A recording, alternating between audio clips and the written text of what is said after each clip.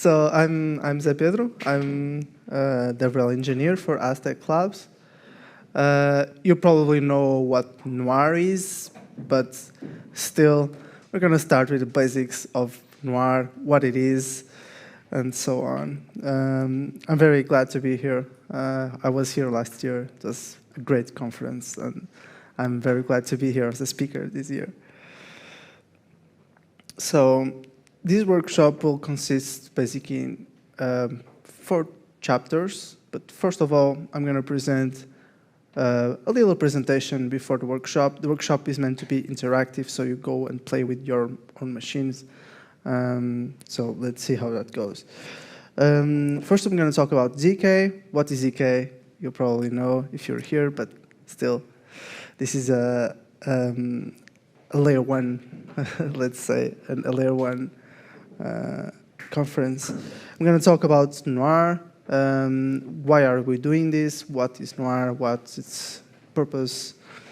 I'm going to talk about the project that we're going to build here. And finally, yeah, let's finally hack something, try to do something with this.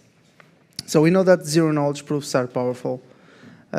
You can prove things without saying what you're proving. And this is huge for not only blockchain, but pretty much anything you can think of that you can keep some privacy. But with great power, usually comes universal pernormal commitments, basically. And this is one of the problems, that I can't understand that. Some people do, I don't. And so that's basically the problem, and that's why you need a usable universal ZK-DSL, so zero-knowledge domain-specific language. Basically, something that can run your zero-knowledge proofs. And for that, we need a syntax. And we like Rust, so we basically chose Rust to copy, and literally copy the syntax of Rust. So if you try to find the difference between Rust and Noir, you will find some, but not a lot of them. Especially if you write a Noir circuit and then you compare it with whatever Rust, you're not going to find a lot of differences.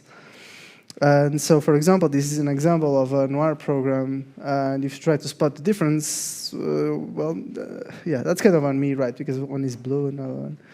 But yeah, they are literally the same. What we want is for you to write code and not circuits. So you write the code, and then it will compile with something that you don't need to understand.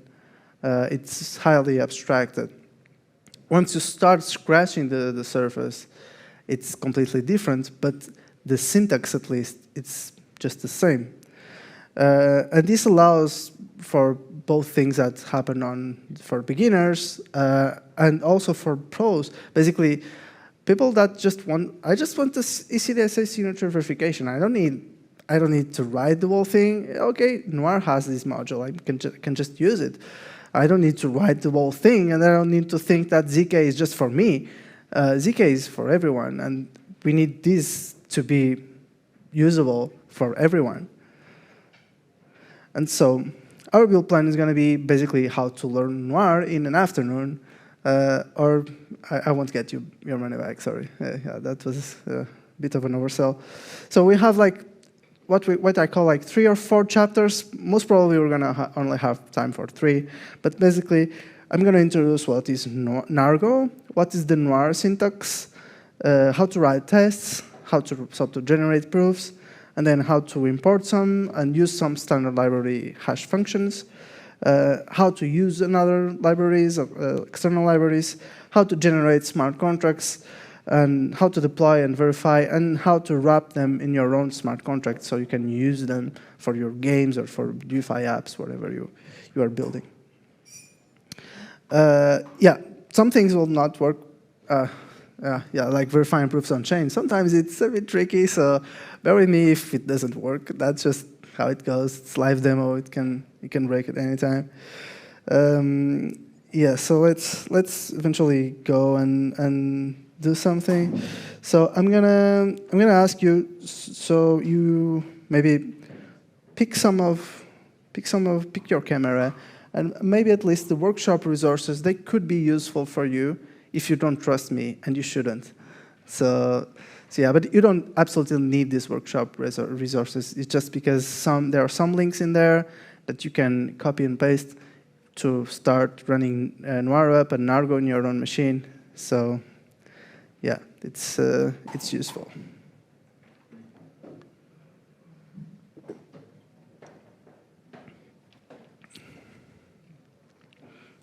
I'll stop when I don't see phones in the air. Okay. Yeah, it's a GitHub. It's a GitHub link, so you can just go on noir-lang/noir in an afternoon with hyphens. And yeah, there you get GitHub repo. You don't need to clone the repo. Noir-lang? Sorry? Noir-lang? Slice? Yeah, Noir-lang, yeah. Slice what? Noir in an afternoon. Yeah. Cool. So no phones in the air. So cool. I'm gonna sit down so I can actually type something. And yeah, so basically it's a Noir in an afternoon. Yeah, this is the repo. Yeah, cool. I'm going to start a new app, new terminal. I suggest that you follow along. If I'm going too fast, please tell me. Just shout. And our objective is, imagine you're like Brad Pitt and you are an owner of a Fight Club. He wasn't the owner, right? I don't remember if he was. Was Brad Pitt the owner of the Fight Club? Yeah, yeah, yeah. He started. Yeah. So imagine you're Brad Pitt. Probably not as pretty as Brad Pitt, but imagine you are one, and you are the owner of a Fight Club, and you want to only enter someone that knows the password to enter the Fight Club. And also you want to only allow people that are at least 18 years of age. You don't allow minors, obviously, in your Fight Club, right? So this is basically our premise here. Let's start with installing Noir up. So yeah, sorry. How do I do that? Oh, here. Better? Yeah, okay, cool. So you should install Noir up first. If you're familiar with, and you do that, you do that with this line on the repo. You just copy and paste it. You can trust me. Trust me, bro. And basically, if you're familiar with Rust up or Foundry up, that's basically a very handy CLI tool you can use to install Foundry or install Rust. And this is the same for Noir. It will install Nargo. You see, cargo, Nargo, yeah, kind of the same. And so you install Noir up, you run this command line. I'm going to do that as well. Just copy and paste it. It will download it, and you probably should quit your terminal and start a new one because of the path variable. And then you can just go and run Noir up, and that's it. And he's gonna install Nargo. It will probably take a little bit more time because it will install the init, SRS, can take a little bit. And then when you're finished, you can run Nargo version just to be sure that it's on your path. And this will get you, hopefully, 0.10.3. And I'm hoping that this version works fine. Because, yeah, sometimes you have breaking changes. Yeah. Cool. So I'm assuming that's OK? Everyone has it? Or at least the ones that are following this. Cool. So in that case, let's start with Nargo new, and let's call it Fight Club. Nargo new Fight Club. And this basically creates a new project in this folder. And let's just see what it is. It's very simple. It just has a nargo.toml with a bunch of things that you need to specify, like name, type, whatever, and then you have a basic circuit. the circuit is really, really simple. Basically, you provide two variables. Privacy is normal, right? So you only say what you need to be public. Everything else is private, and that's how it should be. And so that's the way you just say what is public, and then you just keep everything else is going to be private. And this circuit just checks that one value is different from the other one. So for example, if you input 1 and 2, they are obviously different. So you are proving that you know a value, you know the value x, such as x is different from y. Okay? This is probably the most basic circuit you can write. You write it just like Rust with fn syntax. You need to provide a main function because that's like the point of. Sorry. Yeah. Why do you have Noir as a code colors? Oh, okay. You mean the syntax highlighting? Yes. Yeah, it's an extension you can install. Noir. That's a very good question. Noir language port, so you can install this. But for now, it should be good. I mean, you can install it. It's very, very easy. But yeah, good question. So you have the variables you just declare just like you would do in your Rust code. If you have an array, the size needs to be known as compile size. So you make just an array and they say how many values you have.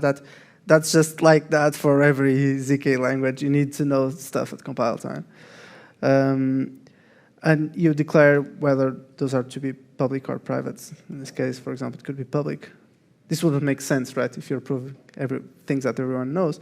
But you can have like circuits that prove things that no one knows and have two private variables. That's okay.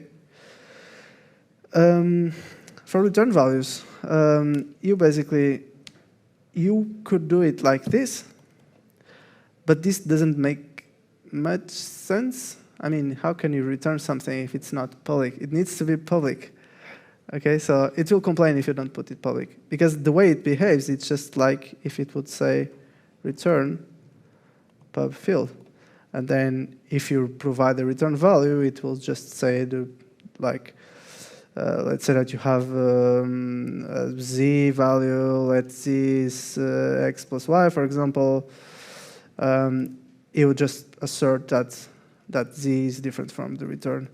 But this is, it's not, okay, not return because it doesn't work. But yeah, this is not so cool, right? So that's why they implemented like something that's actually called return. But this is important because if you're providing an input to your circuit, you also need to provide the return value. So you need to kind of calculate what's the return value and then send it along with the circuit. But yeah, that's basically how it works. Another thing that we should say, it's just like in Rust, you have mutable variables. So let's say z, it's x plus y.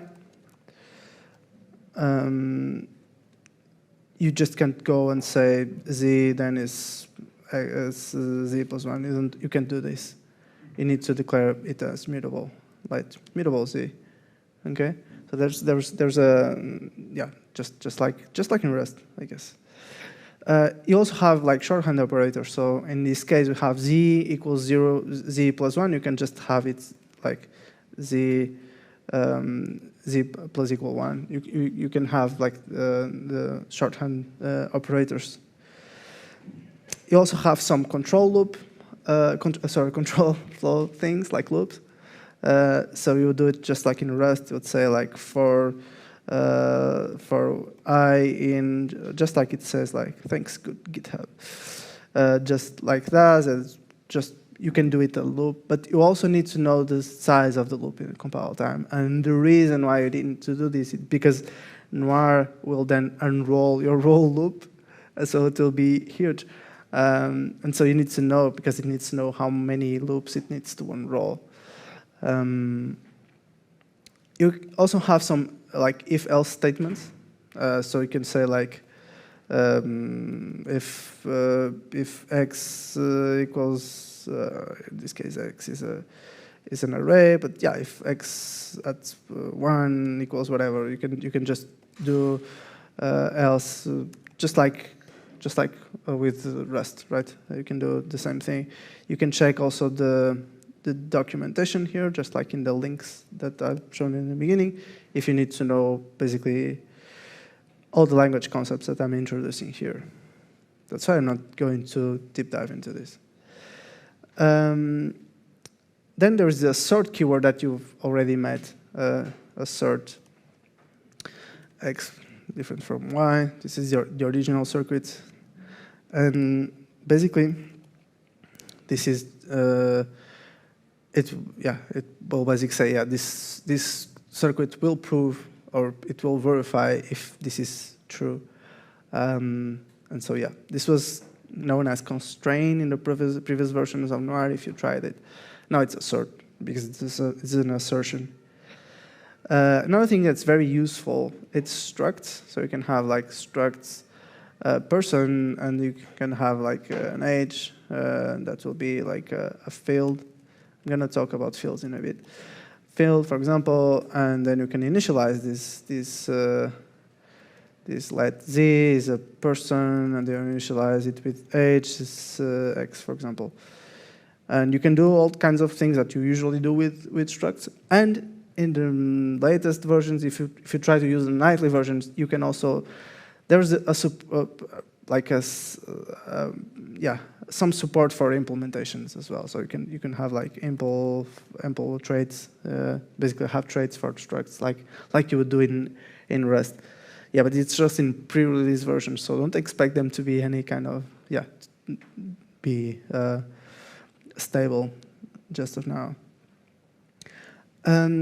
Tests, basically, this is a test. Usually there would be, I don't know why there isn't, but there would be some code lines here so you can run tests. Run test, it will run that test. But you can run these tests, for example, just to go back, assert x different from y, x different from y. You can run argo test, and it will, fight club. And run argo test, and it will run this test. So yeah, if you make it equal, it will fail because it's assertion basically will fail. That's it. So that's how we run tests. One thing that it would be really cool to have is tests that are supposed to fail, but that will come at some time. Cool, and that's basically just a little primer on Noir and the circuits. So I have some notes here because, yeah. Any questions so far? How can you run it? You can run the test, but how can you run the? Yeah, sorry, I forgot that part. Yeah, you should run you should get to proof, right? Otherwise, it doesn't mean anything. It's very easy. You just go and run argo proof, and you need to run argo check first because you need like a prover on the verifier. Here, like prover, verifier, and as you can see, like the verifier doesn't know x, doesn't need to know, shouldn't know actually. So let's put some values here, like 1, 2, and then you can run argo proof, and this can take a little bit. In this case, it shouldn't take. Yeah, it's kind of fast, and it automatically will populate your verifier. And you see, one of the problems is like, yeah, it will pad with 32 bytes. So that's something that we need to improve. But yeah, basically you can then run argo verify and you get your proof. So you can do this proof. It's kind of not so human readable. But yeah, this is a proof. You can basically. The witnesses, if you want the witness, you go and run an argo executes. It will execute your witness. Yeah, if you want a specific one, the witness. I think you need to. Get it. Yeah, here. If you want just the witness, you have it here. After checking, like,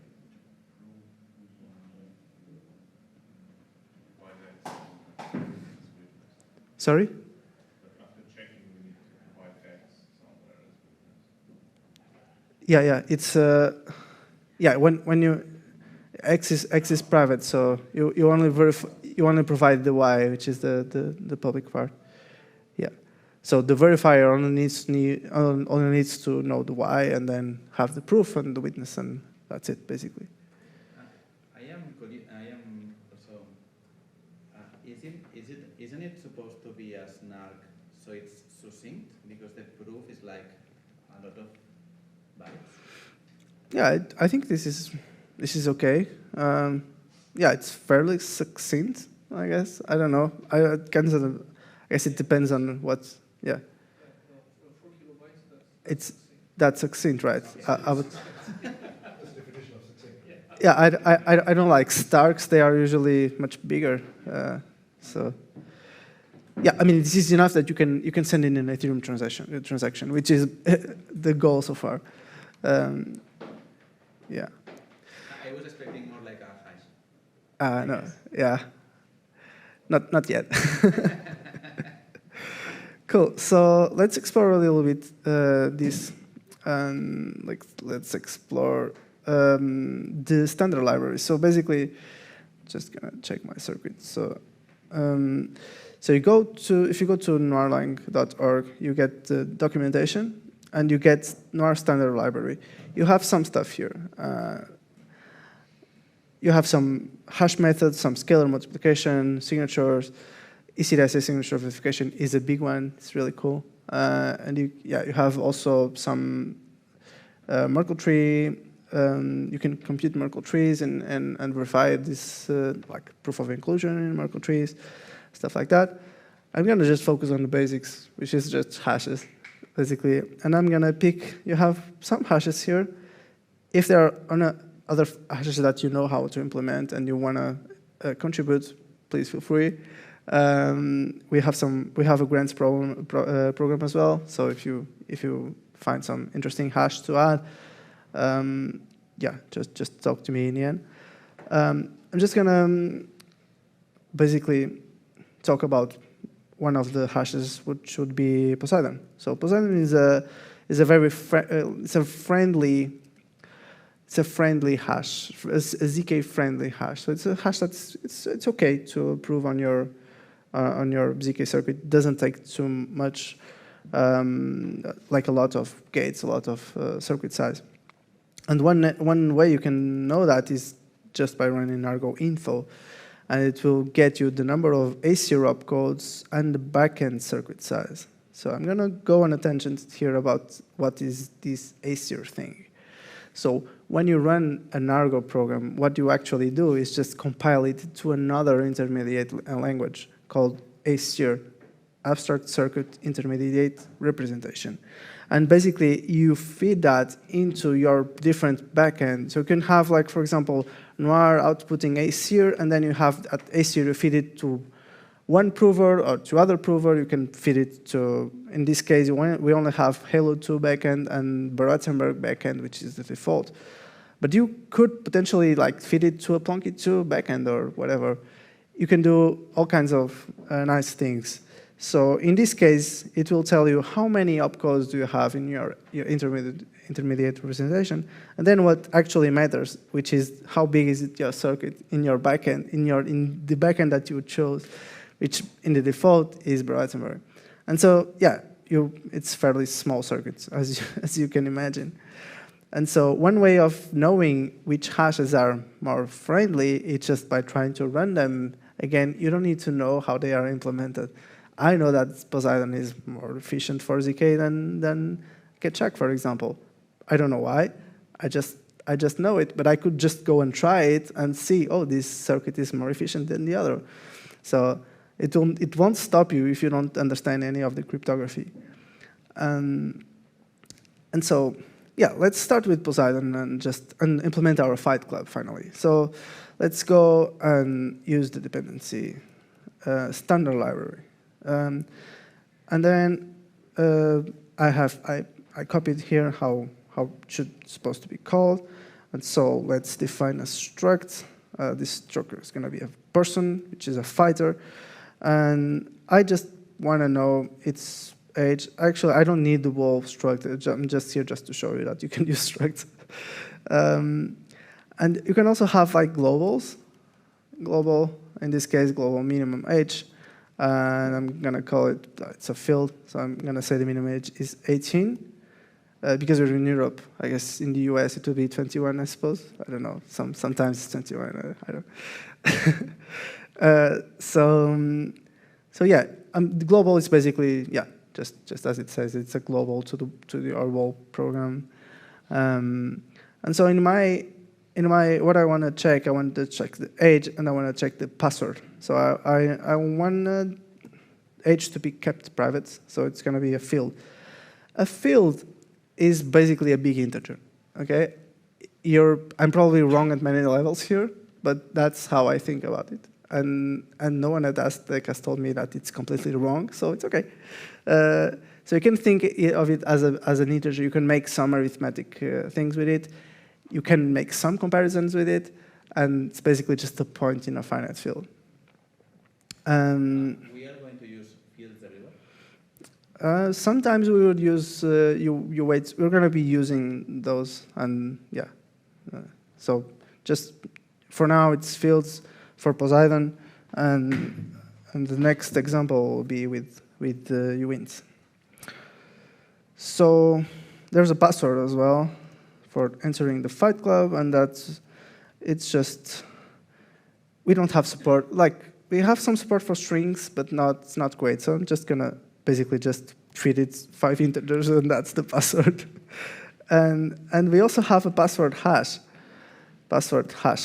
And so this is basically the hash that everyone knows. So no one knows what the password is, but everyone knows what's the hash of the password. You want to prove that you know what's the password without saying which one it is. That's the beauty. And so my people that will join my Fight Club, I can tell them the password. They know the password. I can prove at interest that they know the password. They can send to me the proof that they know the password, but they never tell me what is the password. And they will send me proof that they are of a certain age.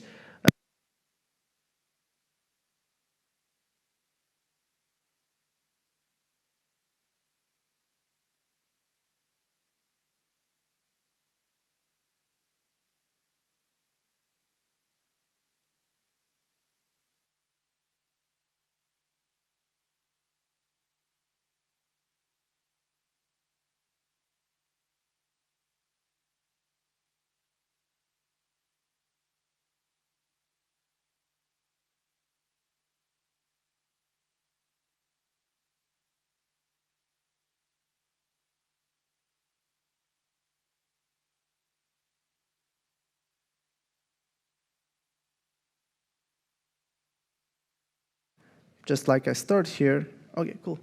Just like I start here, I'm going to say that the hash is the Poseidon with this curve and the hash of 5 of my password. So I'm going to pass the password, the array that I've defined here, and I'm going to assert that the hash that I computed in my circuit is just the same as the password hash that the user has provided.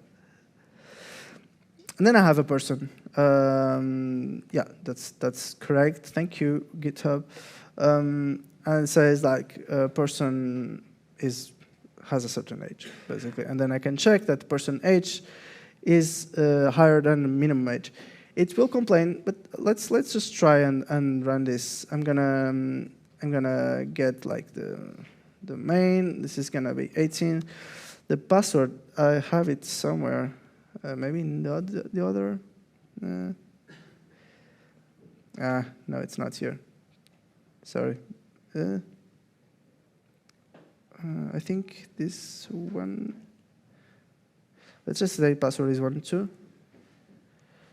Not sure this is gonna work because I have a different one here in my private repo. And this is the Poseidon hash of that.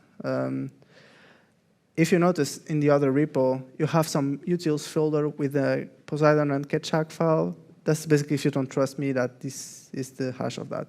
You can run it. So let's try and get Nargo test. and it failed. And oh yeah, 1, 2, 3, 4, 2, 3, 4, or just maybe just go and say #2 password. Now test. Yeah, again it says that fields cannot be compared. So that's in this case you're just gonna say you just compare with as you wait. And the reason is, I guess they kind of wrap around, so you just can't compare them directly. You need to range check them, and that's why I'm casting this as you wait. It could be U32 or whatever, just the smallest one for this case. So in this case, the Nargo test will hopefully pass. Okay, cool. So it knows that my Poseidon hash that I calculated here is just the same as my password hash that everyone knows. Okay? So I was gonna give you an example about the Poseidon, about the Ketchak, but I won't have time. So let's just go and run Nargo info to know what's the size of the circuit. And you see the AC opcodes, and then we have the backend circuit size. If you do Ketchak, it's gonna increase massively, like 10 times or more. Because Ketchak is a nice hash, but it's not so ZK friendly, and so it uses a lot more resources. But yeah, if you want to try it, sure, just go on the documentation and check the Ketchak, and just use this. It uses unsigned integers as well. So we need to cast them or just provide them differently. So yeah, this is an example implementation. Cool, and you will see that backend size will increase massively. So a quick question: when you have #2 and #5, did you define every single function in the library, or is it like there's some magic that? Yeah, I think there are like. It's like magic numbers, like #2, #3, #4, #5. So, like it will build a circuit based on the name of the function. Yes, yeah. You need to have that beforehand. Maybe there's a better way of doing it. It doesn't seem great, but I don't understand why. So I can say if it can be optimized. I have no idea. But yeah, good question. So any other questions? For the short circuit loop. Sorry? Could be short circuit loops. Is there something like a break? No. What there is unconstrained functions, and those are very interesting.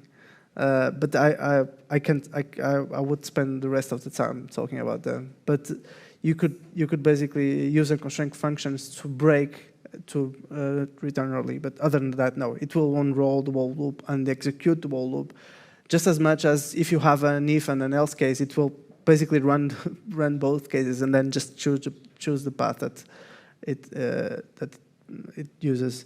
But it will run the whole circuit anyway. So if you have like huge if and huge else, it will run both of them. Yeah. Again, it's not perfect.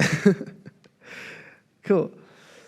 So let's just prove something.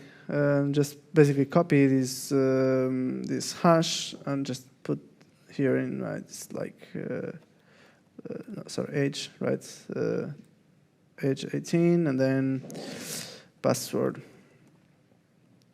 1, 2, and then password hash. Is this hash? I think it needs to be in double quotes. Okay, so I'm gonna go and run Nargo proof to get a proof, because we're gonna use it later, basically. As you see, it will download the init. This is basically the phase 1. So if you're familiar with zero-knowledge proofs, you have to have a ceremony to have your circuit. In this case, because we're using blockish constraints, you only have one ceremony, and that works for all your circuits. And it's different from, for example, Graph 16, where you have to have a different ceremony for each of your circuits, which is not cool. So for our smart contract, we're going to use Foundry. So I don't know if you use Foundry, but if you don't, I invite you because it's a great tool. So I invite you to just go and run this little Foundry command. It just like Noir up, it will install Foundry, all the Foundry tools, which is I think are it will install Foundry up, and then you call Foundry up. It will install the Forge, Cast, Anvil, and Chisel. We're gonna just use Forge and Cast and Anvil, not Chisel. I don't even know what Chisel does. Yeah, cool. First of all, before I forget, I'm gonna run an Anvil network. What is the Anvil network? It's just a blockchain that runs on your machine, and this is very useful. And I'm gonna pick up a private key here, just first one. It has a bunch of money in there, so I can use it, no problem. It's very easy. Just gonna put it here because I may need it later. Anvil, right? You wrote? Yeah, I run. Sorry, Anvil. Yeah. And I'm gonna start a new. I'm gonna leave this running because I'm gonna deploy on it. So I'm starting a new terminal. And I have to cd into my directory, and I'm gonna say nargo code gen verifier, and this will generate a smart contract that has your verification key and basically can verify your smart contract, your zero knowledge proof, and you can deploy it very easily, and that's what we're going to be doing. So those of you that are familiar with Solidity and Foundry, you're not going to find this you don't find this difficult. It's very simple. It's just like another smart contract that you can use in your own projects. So yeah, this is written from someone way more smarter than me, and so I don't know what this is, right? This is, yeah, I admire like people that have wrote this, but the relevant function is verify function, and I'm gonna actually copy this function signature because it will be useful later on. And so this is basically what you're going to call to verify your proof. Copying this. OK, cool. So then I'm going to create a Forge init, a Forge project, Foundry project here. I'm going to pass the force because it wants a new folder, and I don't want it. I'm lazy. And I'm so lazy that I'm going to delete the test folder because, right, who needs tests? I'm also going to clean up this a little bit, probably going to put like the contracts in the same place so they are easy to refer to one another. And yeah, that's it, basically. So now we can develop our smart contract just like we usually do. I'm going to import my verifier from here, import it's in the same folder, that's why I put it there. Plonk VK, and that's it. I have my, what do you want? File import. Yeah, that's all. Cool, thank you. So yeah, I'm gonna remove all of this. I don't care. I'm gonna write a constructor. So basically, you are used to do this. I'm just gonna say ultra verifier, public verifier. Even GitHub knows. Constructor, that could be, but okay. That's it, not address, that's why. Ultra verifier, and here is my constructor. So if you are probably used to this, you have your verifier here. You are passing it to your contract. So when we deploy this, we're gonna need it, basically. We're gonna pass the address here. And one thing,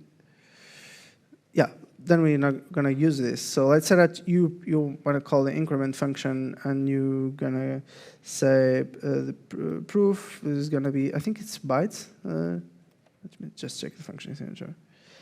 Yeah, bytes, call data, proof, and yeah, this is this is what I'm going to be using, and I'm saying verifier, verify, proof, and then the public inputs. Yeah, public inputs. I'm going to take care of that. So public inputs, maybe it will be cool.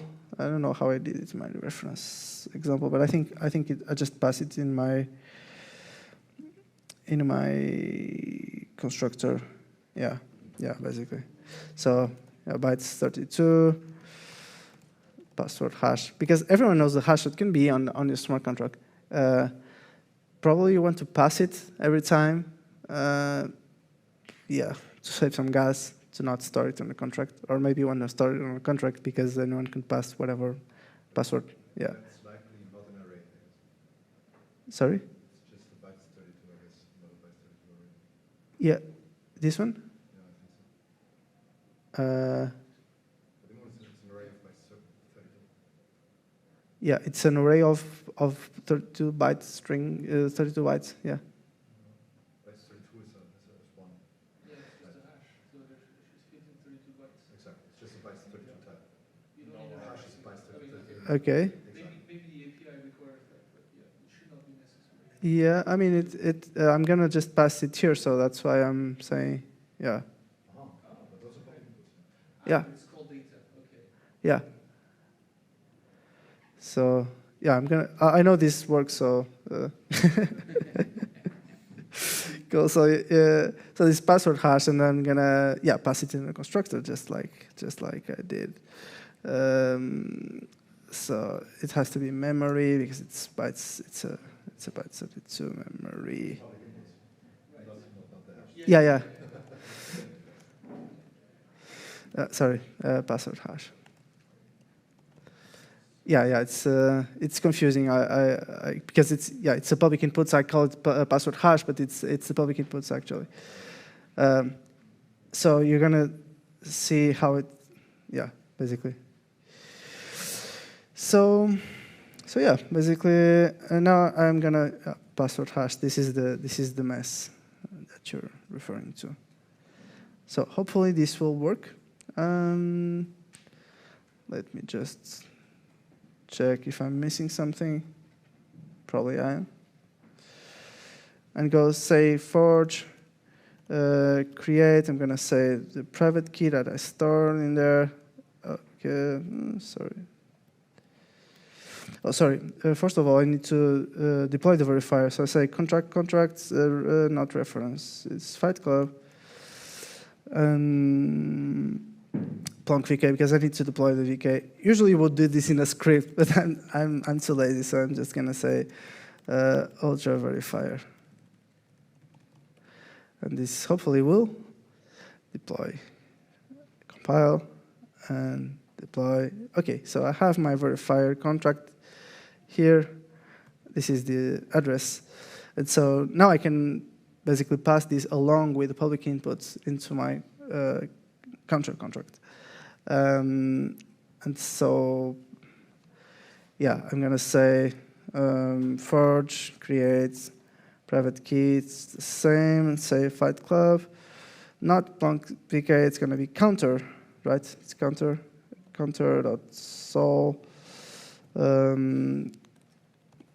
Counter. Please let me know if I make any mistake or typo. Constructor args, I'm going to pass it expects the address and it expects the public inputs. So basically, I'm going to go here. It's already here. I know what's the password hash. So I don't know if it's the same here in my test. Yeah, it is, right? Yeah, of course it is. It was auto-generated. So I go, I'm passing it. Just let me sure. Yeah, it's an array, so I need to pass it here. And, okay, cool. So now I have my counter contract here. And so this is the verifier. And this is the counter. And now I can call that contract and say, cast call. I'm going to call this contract. I'm going to say what the function is. The function is not verify, it's increment, right? increment and say here and public, yeah, and my proof. So proof, I have it here, right? Where is it?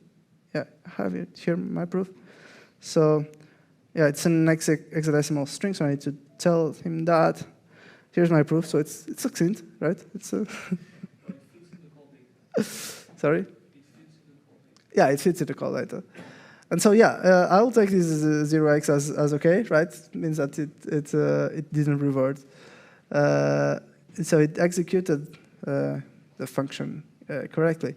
So basically, you can use this verifier. You can use it in a modifier, for example, to safeguard your. Can you show the unload window where it shows how much gas?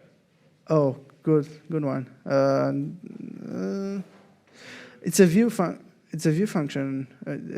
No, it's not. No, it's it. No, you did the increment. Yeah, I did increments. So I don't know. It's probably this one, the latest one, last one. Yeah.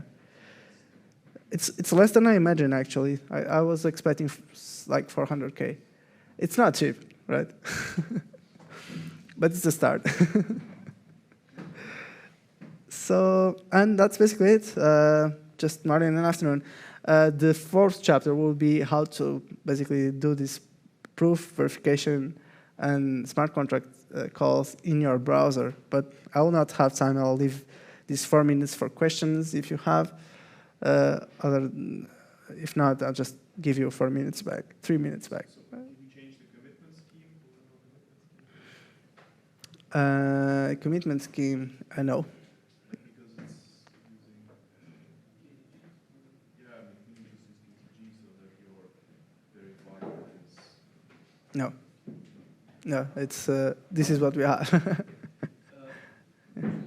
of which, when was the, what's it called, the ceremony, I keep forgetting the name. Yeah, the SRS, the Ignite. Was it generated through a ceremony or is it just retrosting? It was generated via ceremony, but it was a long time ago, before ZK Money was deployed in production. So I guess 2017, no, later, 2019 maybe. Could we replace that then with something custom? Yes, there is a command line for that if I'm not mistaken. Yeah, you can, and yeah, but it's okay, right? It was distributed. You can trust it. Yeah. Any other questions? If you could scroll up on the console when you were deploying the verifier, there was a warning that it doesn't use Yeah, because it calls the function signature directly, so it doesn't. Oh. Yeah, that's why it says that it's unused. I was just worried that we don't need it. Yeah, but it's a view function which is useful. You could use it. Depending on what you're trying to do, you could not use gas actually, which is always useful if you want to just hit the node. I have kind of an advanced question that I don't know if that's possible with Noir or not. Is it possible to do a kind of Merkle tree of the state of a contract? So you can check the state of that contract that it's in another chain from an L2 or something like that? Yes, I guess yes. You can just use a Merkle tree, depend on a Merkle tree, just go and add it, and then nullify when it's found in another L2. Yeah, so like a ZK bridge, I suppose. Which will be the path to go through that? Because I think that it's kind of way difficult, but which should be the resources that I should use in order to do something like that? Go through the documentation. Is there something else that any other repo that you can think of that already did something like that? No. What I'm interested is, if I have these tokens on mainnet, Mm-hmm. I want to know from Optimism that I have these tokens, the balance of the tokens from another chain. Yeah, you could basically commit to your tokens on your L1 and then verify on L2 that you have those tokens on L1, and then nullify them so that they don't get proven twice, like claim it twice on your L2. I guess so. I would have to think about it, But I guess that's one thing. But now, if you trust I mean, then there is problem of reorgs and everything that you could have to be aware of. L1 reorgs, L2 rewinds. So that could be a problem. Well, you could commit that it is like a lot of blocks before, so and it has already been finalized. So the reorgs are not a thing. Yeah. I guess you could. Yeah, I guess you could do something like that. I think that the use case is very important because of course you can say I have these tokens at this moment in time anywhere. Yes. So it can be used for voting on any other chain.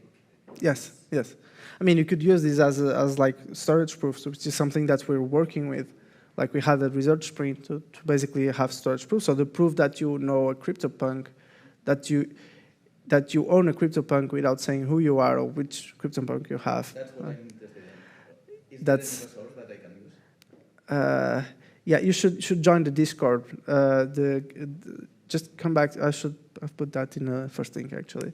The Noir Discord. You should, if you're interested in Noir, just join the Noir Discord and make your question there because yeah, we have some resources that you can use, like for this kind of Ethereum storage proofs, but they are not cheap.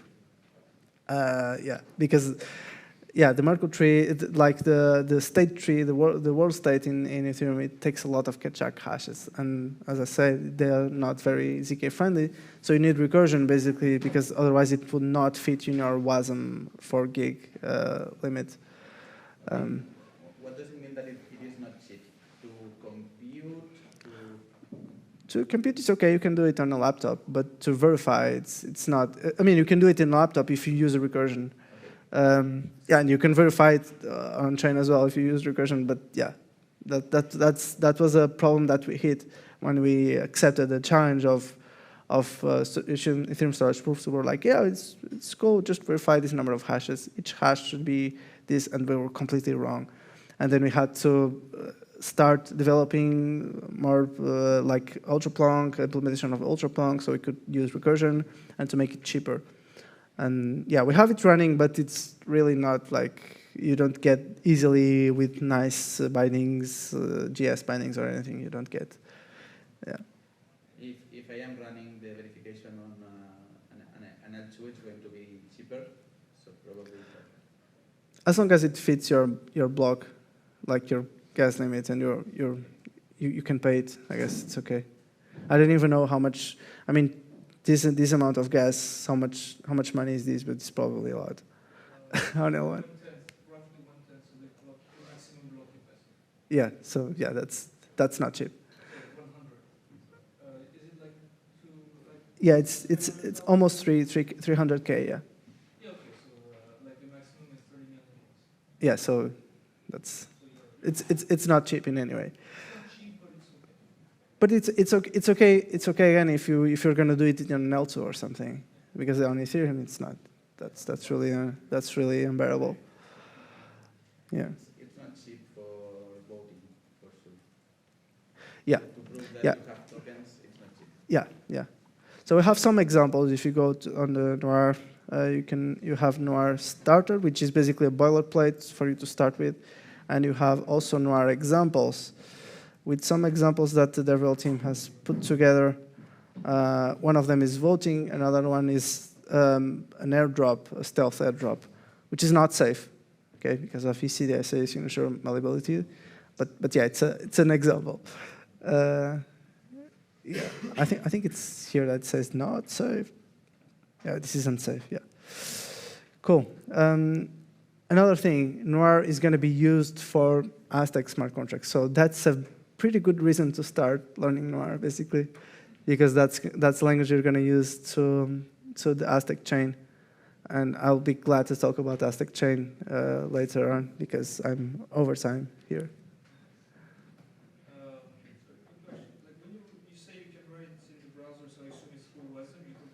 Yes. But that's not including any chain verification. It's just verifying the proof and the stuff. Yeah, off chain. Yeah. Yeah, but it's really cool. Yeah. Unless more chain runs into this compulsive wisdom or anything else. Yeah. It's pretty complicated, but they are really good. Yeah. Might have some more basic understanding issues. Mm-hmm. We provided the proof to the smart contract, Mm-hmm. and the smart contract does not know what circuit this proof belongs to. It just proves that these inputs and this proof correspond to each other. Yeah. When you What did we prove? Yeah, when you generate a smart contract, it is specific to that circuit. So this Plonk VK, so basically the contract that we generated with Nargo code gen verifier, it's specific to that circuit. So it contains the verification key. The verifier. Yeah, the verification key. Okay. And so if you change the circuit and then run and run with other values, it will not verify because it says, you're trying to use a different, so this verification key doesn't work for that circuit. So every time you make a change to the circuit, you need to generate a new smart contract and redeploy it. Hope that was useful. And what's the size of that smart contract? What the size? We can try to get the so yeah, I only have 2 transactions here, so I would say that this is probably the two contracts that we deployed. So yeah, this is the size. In any case, this was the first one, so this is the size. Not small. None of this is cheap. You don't get privacy. You don't get cheap privacy. Until we get to Elastic Chain. Cool. Yeah, we're gonna. 4 minutes? Okay, cool, thank you. Yeah. Can I generate the verifier in Rust? Good question. We can always link to. Yeah, you could. Yeah, you could. Maybe using like FFI or something. Probably yes. When you run Nargo test, you kind of Yeah, Nargo test only. verify actually. Yeah, it only runs like the code literally. So yeah, I guess so. I guess you could do that. The idea is that there are blockchains that have Rust as the programming language, so Noir and Solana. If I can just plug it in. Oh, you mean like the smart contract, the verifier smart contract in Rust? Yes, you can, but we don't have it yet. But if you're interested in building a verifier smart contract, please reach out, because this is something that we really want. We are not like Ethereum maximalists. We are okay with any other L1. So if you're like, oh, I wanna verify on Solana, be my guest. Unfortunately, we only have Solidity verifier contracts. But yeah, if you have the knowledge and the will, we would be glad to talk with you to have this done. Yeah, and for Solana or any other chain, basically. Yeah. Cool. I guess this is it, right? No other questions. So I'll give you 2 minutes back. Yeah. Will there be a Noir token? Sorry? It's a joke. Will there be a Noir token? You don't have to answer that. Is the result somewhere? Will we push it somewhere? Better look at the example. You mean? Yeah, I can make public my like the reference contracts, this reference examples from this workshop, and you can have a look. Yeah, sure. There's just it only has some notes for me to not forget, and I still forgot something. You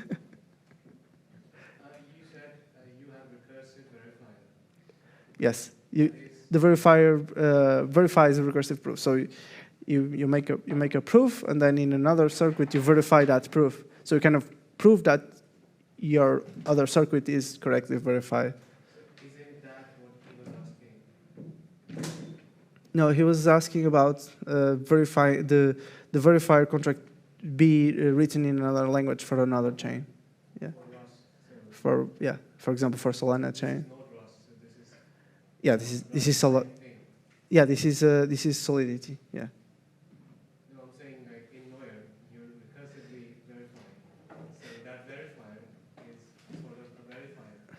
Yeah, yes, you could get it from there. Yeah, I guess so.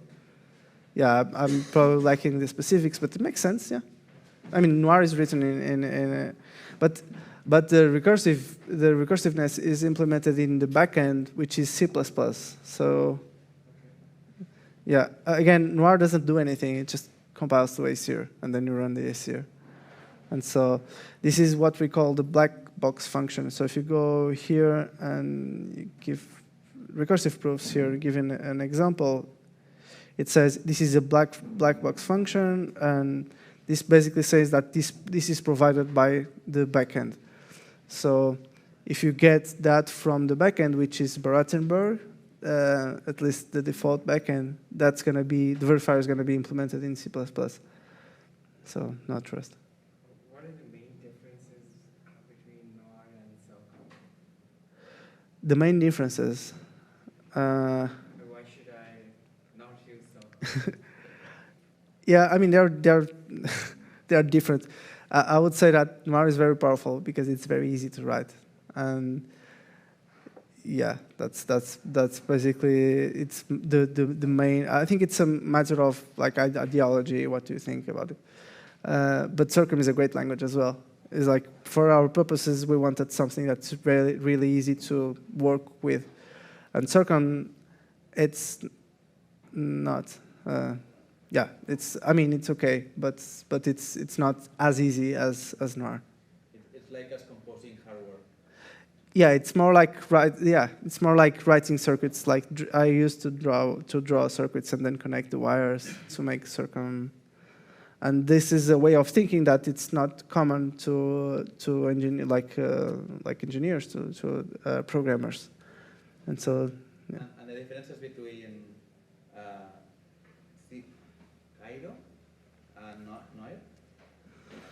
because they are very similar. Yeah, they have similar goals, I would say, right?